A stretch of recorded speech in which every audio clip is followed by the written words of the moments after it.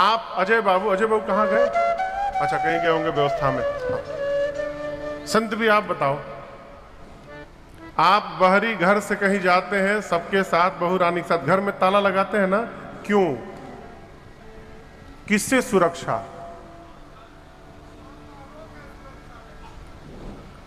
अच्छा, ईमानदार से सुरक्षा के लिए। हाँ, देखिए, चोर के लिए ताला नहीं लगाया जाता। जो चोरी करने आया, आप ताला लगा, तो उसको खुला थोड़ी मिलेगा। वो जानता है कि पूरा सामल उमल लेके आई हो, वो तो जान ही रहा है कि ताला लगा होगा, तो वो पूरा ताला तोड़ने की तैयारी करके आएगा, हथौड़ा लेकर के आएगा। जो चोर है वो तो तोड़ के ले ही जाएगा। आप कितना ताला लगा लो, ताला इसलिए लगाते हैं कि कहीं कोई ईमानदार व्यक्ति चोर न बन जाए, इसलिए ताला लगाया जाता है। यदि खुला छोड़ दिया जाए तो कहीं ईमानदार का मन न बिगड़ जाए। आप कहोगे महाराज कैसे मन बिगड़ जाएगा है? पथिक जी महाराज एक हुए, कहते हैं, पथिक तू अक्लमंदी पर और विचारों पर न इतराना, अपने विचारों पर न इतराना। क्यों? कहाँ कब मन बिगड़ जाए, कहाँ कब मन बिगड़ जाए, विचारों का भरोसा क्या है। कब ईमानदार बेईमान बन जाए कोई भरोसा नहीं। हमारे महाराज श्री कहा करते, बाबू आंख बंद करके विश्वास करना ये ईमानदार को बेईमान बनाना है। विश्वास करना चाहिए, लेकिन आंख बंद करके, कोई भी हो, कदापि विश्वास नहीं करना चाहिए। आंख खोल करके विश्वास करिए। आंख बंद करके यदि आप किसी पर विश्वास कर रहे हैं तो आप सामने वाले को बेईमान बनाने का अवसर दे रहे हैं। मन है वो कहां बदल जाए कौन जाने। भरत जी ने पवित्र सेवकों को बुलाया। कैसे सेवक? जे सपन हूं निज धर्म न डोले। इनको बुलाने की क्या आवश्यकता पड़ी? तो भरत जी कहते हैं, संपत्ति सब, ये अयोध्या की संपत्ति सारी किसकी है? किसकी है? राम जी की। संपत्ति सब रघुपति के आही। भरत जी कहते हैं अयोध्या की पूरी संपत्ति राम जी की है।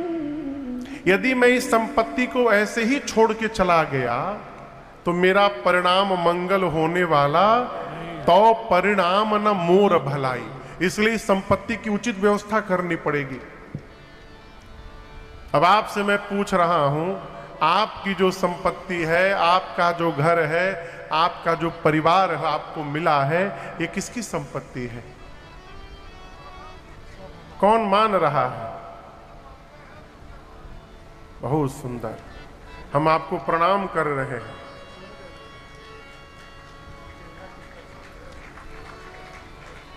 देखिए, कहना बहुत सरल है, अभी हम व्यवहार में आपको उतारे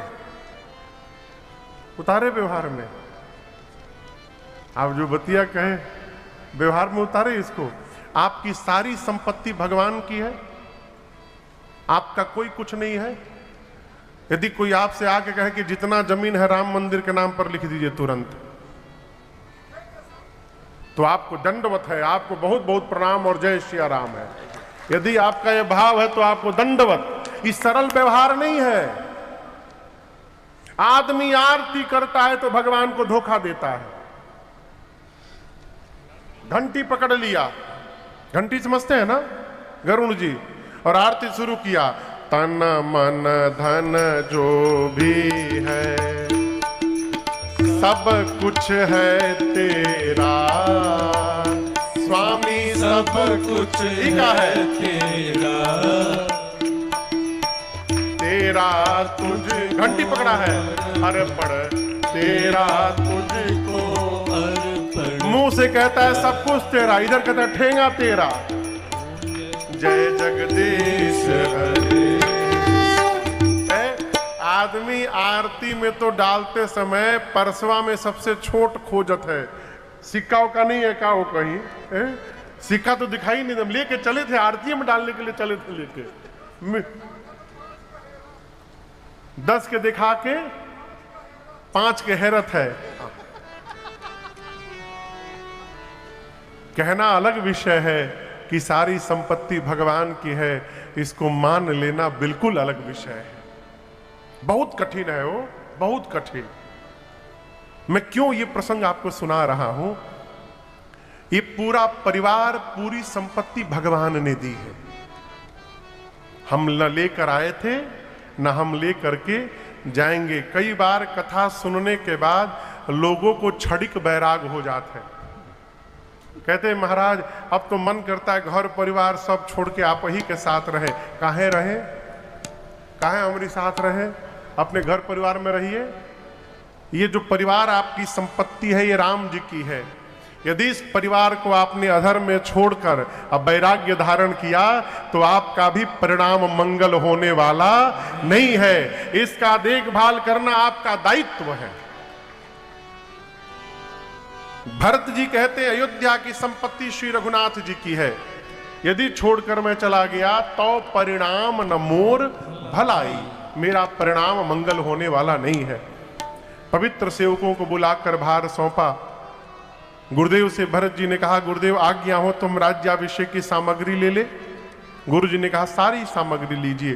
पूरी सामग्री लिए भरत भैया रथ में गुरुदेव को बिठाएं, पालकी में माताओं को बिठाएं, अयोध्यावासी अपने वाहन पर बैठे और सबको लेकर भैया भरत चले चित्रकूट हो रामा, राम को मनाने भरत चले चित्रकूट हो रामा, राम को मनाने, राम को मनाने सिया लखन को मनाने, राम को मनाने सिया लखन को मनाने, राम को मनाने सिया लखन को मनाने, राम को मनाने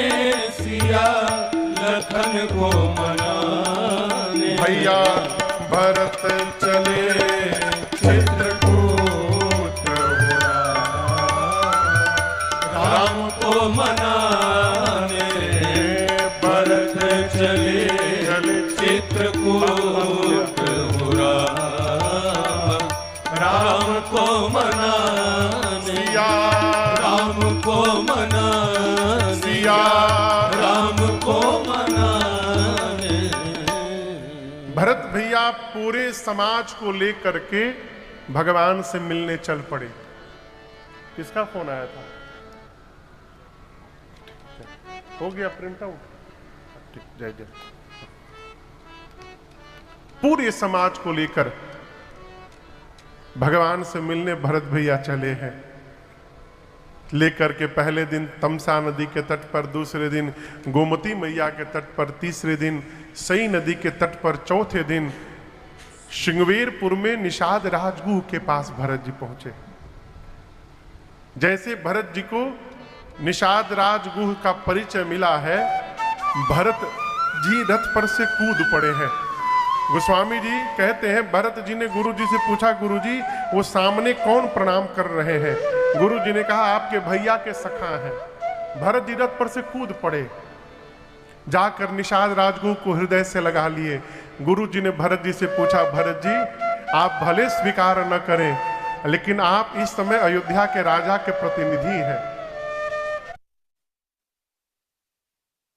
ये जो पूरे की छोटी सी रियासत मात्र है बस, और श्रृंगवेरपुर के उस रियासत के राजा कहलाते हैं निषाद राजगुह।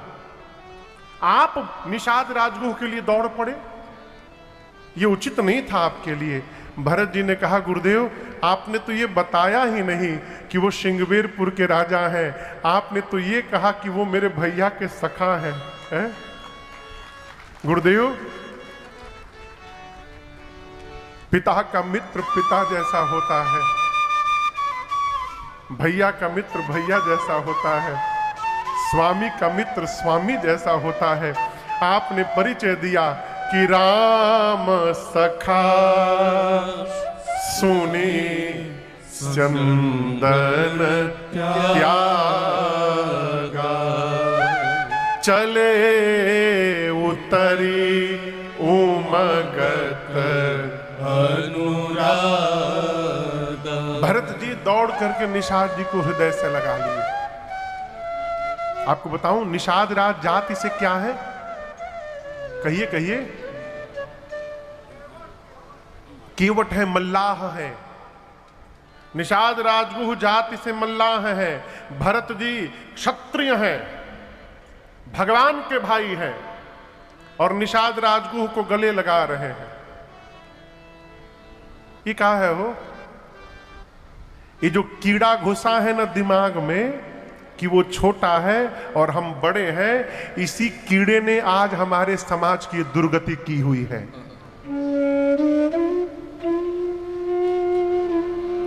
शरीर का ये बायां अंग बहुत काम नहीं करता, बायां हाथ करता है काम नहीं, लेकिन बायां हाथ जब नहीं रहेगा शरीर में ना, तब इसके मोल का पता चलेगा। जिस कार्य को दाहिना हाथ नहीं कर सकता है, उस कार्य को बायां हाथ करता है हमारा। समाज में हमारे जितने भी लोग अपने हैं, उनकी समाज में भूमिका है और वो हमारे लिए उतने ही महत्वपूर्ण है जितने लिए हमारी संतान महत्वपूर्ण है। इसलिए मैं आपसे बार बार निवेदन करना चाहता हूं, क्षत्रिय, ब्राह्मण, वैश्य, शूद्र बाद में बनिएगा। अभी हिंदू बनने का समय है, पहले हिंदू बन जाइए, हिंदू बना जाए। अपने लोगों को दुलार करिए, अपने लोगों का आदर करिए।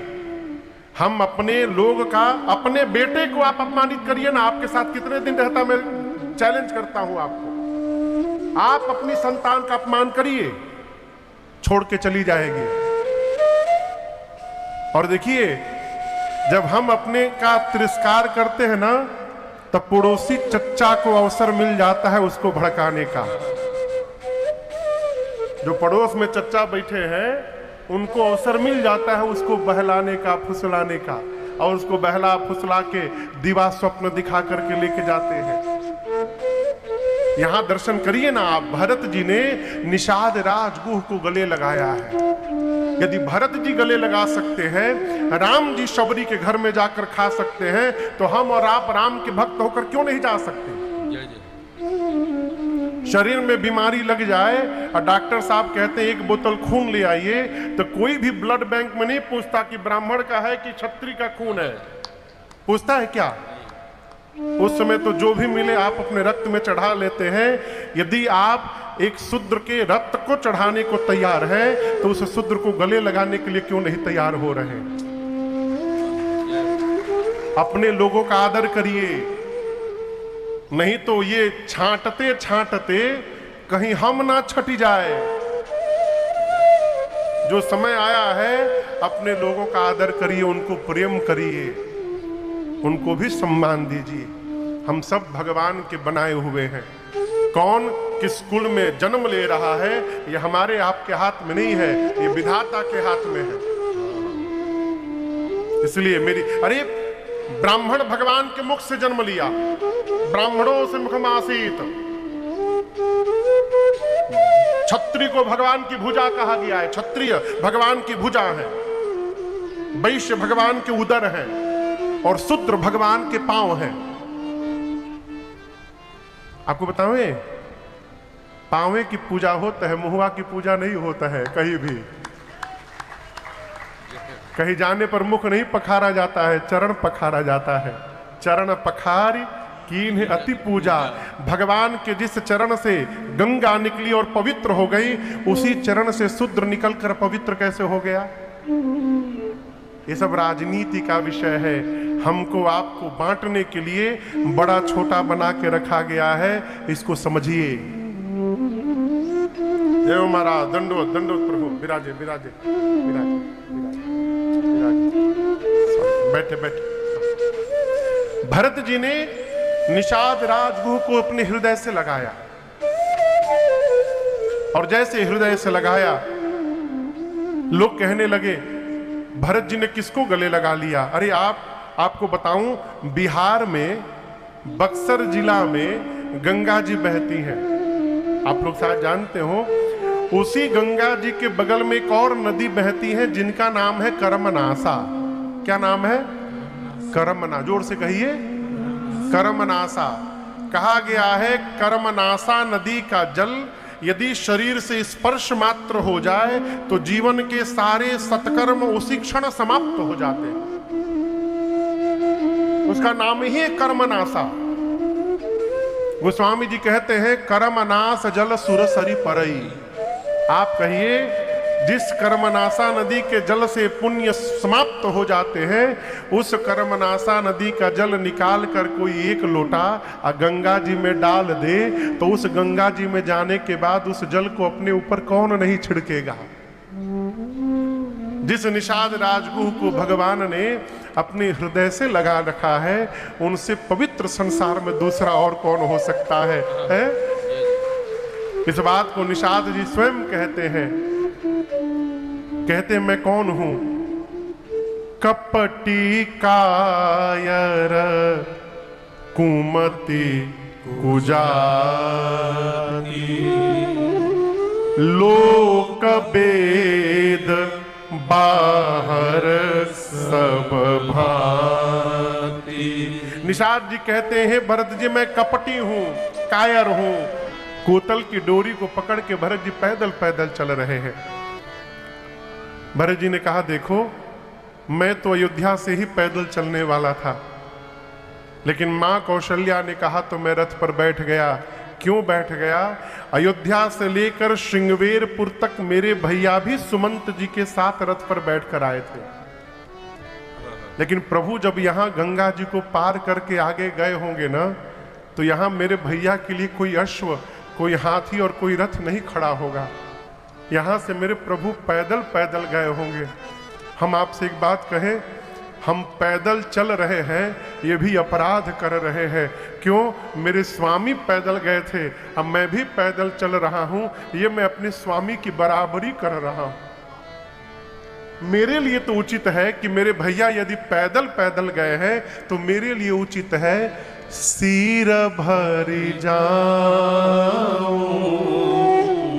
उचित अस मोरा, सब ते सेवक धर्म कठोरा। भरत जी कहते मैं अपने सिर पे चल के जाऊं, ये उचित व्यवहार होगा। हम किसी को अपने से बड़ा मानते हैं तो ये कहने का विषय नहीं है, ये रहने का विषय है। इस बात को बड़ी गंभीरता से समझिएगा।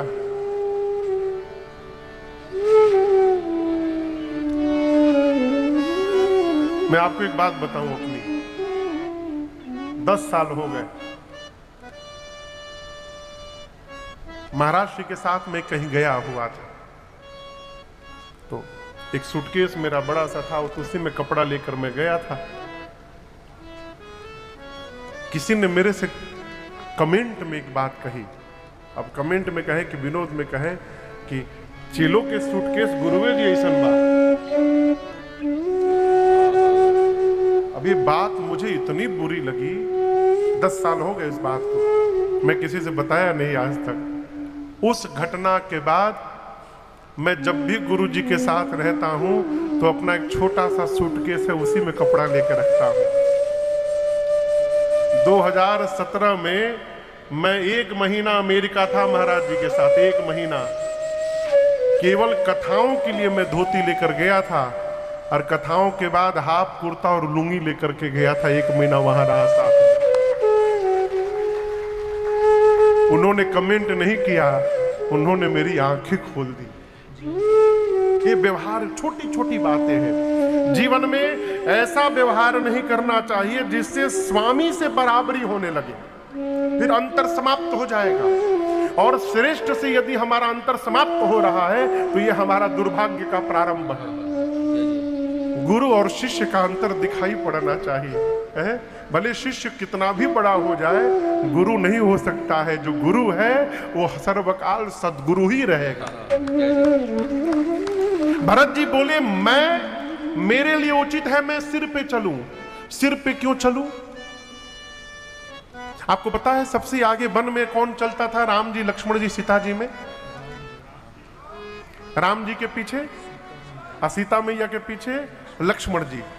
जब राम जी चलते थे ना, तो राम जी के दोनों पांव के चिन्ह के बीच में जो खाली जगह होता था, सीता मैया उसमें पांव रख के चलती थी।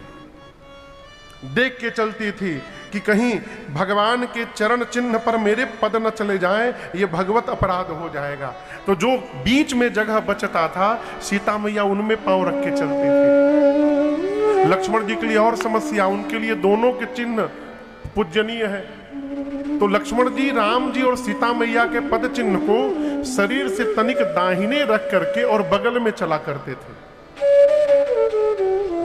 भरत जी कहना चाहते, यहां से लेकर जहां तक मेरे प्रभु वन में गए हैं, इस मार्ग पर मेरे भैया और भाभी के चरण चिन्ह बने हुए हैं। मेरे लिए उचित है कि मैं अपने सिर से उन चरण चिन्हों को दंडवत प्रणाम करते हुए सिर पे चलकर वहां तक जाऊं। ये मेरे लिए उचित व्यवहार होगा। भरत जी पैदल पैदल गए। दिन के तीसरे पहर में प्रयाग पहुंचे और पैदल चलने का प्रभाव क्या हुआ? झलका झलकत पायन कैसे, झलका झलकत पायन कैसे, पंकज कोशा कोश कर्ण जैसे, पंकज कोशा कोश कर्ण जैसे, भरत पयाद ही आए आजो, भरत पयाद ही आए आजो, भयो दुखित सुनी सकल समाज, भयो दुखित सुनी सकल समाज।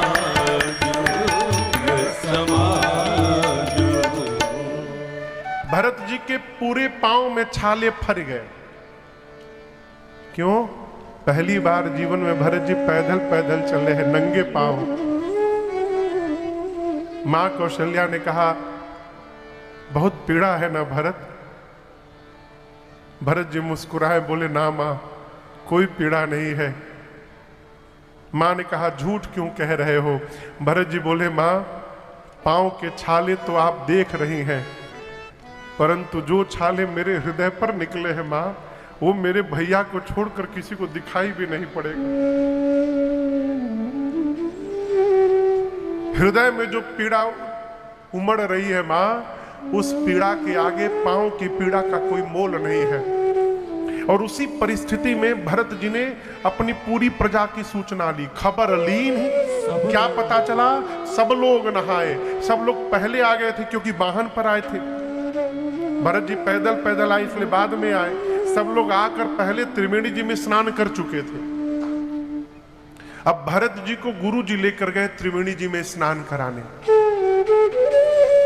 भरत जी ने कहा, भरत जी, गुरुदेव ने कहा, भरत जी चलिए त्रिवेणी संगम में डुबकी लगाइए। भरत जी डुबकी लगाने नहीं जा रहे हैं। आपसे पूछूं, अयोध्या में किसने आकर मंथरा की मति पलटी थी, पता है? जोर से कहिए। सरस्वती मैया ने। राम जी ने देवताओं से कहा, देवताओं ने सरस्वती को भेजा था। सरस्वती आके मंथरा की मति पलट के चली गई। भरत जी आज डुबकी लगाने नहीं जा रहे हैं। गुरुदेव ने कहा भीतर क्यों नहीं जा रहे हैं आप? भरत जी रोने लगे, कहे गुरुदेव इस त्रिवेणी में सरस्वती बैठी हुई है, मुझे भय लग रहा है कि जैसे सरस्वती ने मति पलट कर मेरे घर में उत्पात रच दिया, कहीं आज मैं नहाने जाऊं और वो सरस्वती से भरत की मति पलट कर मुझे राम विरोधी बना देंगी तो मैं किधर जाऊंगा? गुरुदेव डर के मारे भरत जी नहीं जा रहे। गुरुदेव भगवान भरत जी का हाथ पकड़कर ले जाकर स्नान करवाए। स्नान करने के बाद भरत जी ने दान पुण्य पिताजी के निमित्त जो करना था किया, और उसके बाद गुरु जी से अनुमति लेके भरत जी थोड़ा अकेले चले गए एकांत में, और तीर्थराज प्रयाग से भरत जी जाकर कहते हैं, हे तीर्थराज प्रयाग, मैंने आपके विषय में एक बात सुनी है, इसलिए अकेले आकर के मैं खड़ा हुआ हूं। प्रयाग ने पूछा क्या सुना है आपने? भरत जी कहते हैं मैंने आपके बारे में सुना है, सकल काम प्रद तीर्थ राम। मैंने आपके विषय में है सुना है, आप अपने मांगने वालों की समस्त मनोकामनाओं को पूर्ण कर देते हैं। प्रयाग आपके पास है, बहुत दूर नहीं है, यहां से कितना दूर होगा? 100 मान लीजिए, हाँ 100 मान लीजिए, 100 किलोमीटर की दूरी पर है तीर्थराज प्रयाग। प्रयाग सब मनोकामना पूर्ण करते हैं। भरत जी कहते हैं मैंने आपके विषय में सुना है इसलिए मैं आया हूं, लेकिन मैं अपने बारे में आपको एक बात बताऊं, मेरे घर में मांगने का नियम नहीं है प्रयाग जी, मेरे घर में देने का नियम है। बोले मैं क्षत्रिय हूं, क्षत्रिय का धर्म मांगना नहीं होता है, क्षत्रिय का धर्म देना होता है। तो तीर्थराज प्रयाग ने कहा फिर मांग क्यों रहे हैं? भरत जी ने कहा जब जीवन में कोई विपत्ति आती है ना, तो मनुष्य कोई भी कुकर्म करने को तैयार हो जाता है। आरत काह न करई कुकर्म, उसी आर्त भाव से मैं आज अपने धर्म का त्याग करके ही तीर्थराज प्रयाग मांगूं भीख त्यागी निज धर्म आरत काह न करई कुकर्म। मैं भीख मांगने आया हूं। तीर्थराज प्रयाग ने कहा मांगिए भरत जी क्या चाहिए? मेरे पास 4 ही पदार्थ भरा भंडारो, मेरे भंडार में 4 पदार्थ हैं। वो 4 पदार्थ आप जानते क्या है? धर्म है, दूसरा अर्थ है, काम है और मोक्ष है। मेरे पास 4 पुरुषार्थ है, कहिए क्या चाहिए आपको? भरत जी बोले क्या कहा आपने? अर्थ धर्म काम मोक्ष सब है। मेरी बात सुनिए, मैं अर्थ लेने नहीं आया हूं। मेरी मां ने मेरे लिए अर्थ मांगा और मेरे घर में अनर्थ हो गया। मैं अर्थ लेने नहीं आया हूं। देखिए घर में उतना ही अर्थ होना चाहिए जिससे अनर्थ न प्रारंभ हो जाए। भरत जी बोले मैं अर्थ लेने नहीं आया हूं। धर्म बचाते बचाते पिताजी चले गए, अधर्म के पालन में भैया वन में चले गए। मैं धर्म लेने नहीं आया हूं। काम भगवान को प्राप्त कर लेने के बाद कोई कामना शेष बचती ही नहीं है। मेरे पास कोई कामना भी नहीं है। और रही बात मोक्ष की, तो मैं सगुण उपासक हूं। सगुण उपासक कभी मोक्ष की कल्पना भी नहीं करता। भरत जी स्पष्ट बोल दिए क्या चाहिए? अर्थ चाहिए न धर्म काम चाहिए, अर्थ चाहिए न धर्म काम चाहिए, कौशल्या कुमार मुझे राम चाहिए, कौशल्या कुमार मुझे राम चाहिए, अर्थ चाहिए न धर्म काम चाहिए, अर्थ चाहिए न धर्म काम कुमार नाथ नाथ दीन हितकारी, शरण अनाथ नाथ दीन हितकारी। चाहिए चित्रकूट कानन बिहारी, चाहिए चित्रकूट कानन बिहारी। पर ब्रह्म भव में विराम चाहिए, पर ब्रह्म भाव में विराम चाहिए। कौशल्या कुमार मुझे राम चाहिए, कौशल्या कुमार मुझे राम चाहिए। अर्थ चाहिए न धर्म काम चाहिए, अर्थ चाहिए न धर्म काम चाहिए। कौशल्या कुमार मुझे राम चाहिए, कौशल्या कुमार मुझे राम चाहिए।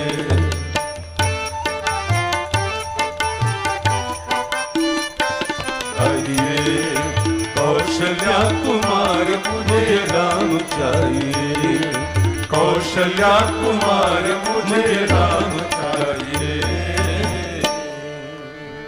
क्या कहा भरत जी ने? न अर्थ चाहिए, न धर्म चाहिए, न कामना है, न मोक्ष चाहिए। क्या चाहिए? जन्म जन्म रति राम पद, यह वरदान न आन। भरत जी कहते हैं, हे तीर्थराज प्रयाग, एक ही आशीर्वाद दीजिए, जब जब मैं धरती पर जन्म लूं, मेरे भैया के चरणों में मेरा प्रेम दिन रात बढ़ता जाए। इसके अलावा हमें आपसे कुछ नहीं चाहिए। और आपसे कहूं, अद्भुत बात इसके आगे भरत जी ने कही। भरत जी क्या मांगे? राम जी में प्रेम। आगे कहते हैं, हे तीर्थराज प्रयाग, मैं भैया को तो प्रेम करूं, लेकिन उनको न पता चले कि मैं प्रेम करता हूं। है? हम लोग क्या करते हैं? कहने से नहीं चूकते हैं कि आप समझ नहीं पा रहे हैं अब कि हम आपको कितना प्रेम करते हैं। एक बात को याद रखिएगा, जहां समझाना पड़ता है वहां प्रेम होता नहीं है, और जहां प्रेम होता है वहां समझाना नहीं पड़ता है। भरत जी बोले कि मेरे भैया न जान पाए कि मैं उनको प्रेम करता हूं। तीर्थराज प्रयाग बोले, भरत जी तो आपके भैया आपको क्या जाने? भरत जी कहते हैं, भैया जाने, जान ही रामा कुटिल करी मोहि। मेरे प्रभु मुझे कुटिल समझे, लोग कहे गुर साहिब द्रोही। लोग मुझे सदगुरु और स्वामी का द्रोही समझे। भैया मुझे कुटिल समझे, प्रेमी न समझे। मैं तो आपसे केवल इतना प्रेम कहना चाहता हूं, वो मुझे जो समझना है समझते रहे। आप केवल इतना आशीर्वाद बनाइए कि सीताराम चरण रति मोरे, अनुदिन बढ़ाओ अनुग्रह तोरे। मेरे श्री सीताराम जी के चरण में मेरा प्रेम दिन रात बढ़ता जाए। हे तीर्थराज प्रयाग, इसके अलावा हमें आपसे कुछ नहीं चाहिए। प्रयाग ने कहा कि आपके भैया आपको कुटिल समझे और आप उनको प्रेम करेंगे, ये कहां का प्रेम है? भरत जी कहते हैं, एक पक्षी है चातक। क्या नाम है? आप लोग उसके बारे में कुछ जानते हैं? चातक जो पक्षी है वो हमेशा बादल को देखता है। क्यों? स्वाति नक्षत्र में जब बादल जल गिराते हैं तो वो चातक उसी जल का केवल पान करता, दूसरा कोई जल नहीं पीता। अब आप बताइए, तीर्थराज प्रयाग, यदि चातक पक्षी बादल को देख रहा है, रटनी लगाया है, पानी दो पानी दो पानी दो, और बादल उस जल के स्थान पर पत्थर गिराने लगे चातक के ऊपर, पत्थर गिरने के बाद यदि चातक रटनी छोड़ दे तो फिर उसका प्रेम कहां रहा? वो तो स्वार्थ बस प्रेम करता रहा। जब तक जल मिला तब तक बादल बादल, और जब पत्थर मिला तो बादल को भूल गया। बात तो तब है जब बादल पत्थर गिराए, उसके बाद भी चातक की रटनी में कोई कमी ना आवे, ये प्रेम है। सोना जब आग में तपता है तो उसमें चमक आती है, उसी प्रकार प्रेम जब इस प्रकार के लांछन में तपता है तो प्रेम में चमक आती है। मुझे राम जी कुछ भी कहे, मेरा प्रेम उनमें बढ़ता जाए, इसके अलावा हमें कुछ नहीं चाहिए। देखिए, मैं आपसे निवेदन करूं, भगवान आपको प्रेम करे चाहे ना करे, आप भगवान को प्रेम करिए। यदि आप चाह रहे हैं कि हम प्रेम कर रहे हैं तो भगवान भी हमको प्रेम करें, तो आप प्रेम नहीं कर रहे हैं, आप व्यापार कर रहे हैं। श्री रामचरितमानस में एक दोहा है, उत्तरकांड के अंत में, आप में से कई लोगों को याद होगा। गोस्वामी जी कहते हैं अंत में जा करके कि प्रभु कामिहि नारी पियारी जिमि, लोभी प्रिय जिमि दाम, तिमि रघुनाथ निरंतर, प्रिय लागहु मोहि राम। गोस्वामी जी कहते हैं प्रभु, कामी व्यक्ति स्त्री को जैसे प्रेम करे। आप समझ रहे हैं? कामी व्यक्ति किसको प्रेम करे? स्त्री को। लोभी जैसे रुपया को प्रेम करे, उसी प्रकार प्रभु मैं भी आपको प्रेम करूं। यहां गोस्वामी जी ने कितने उदाहरण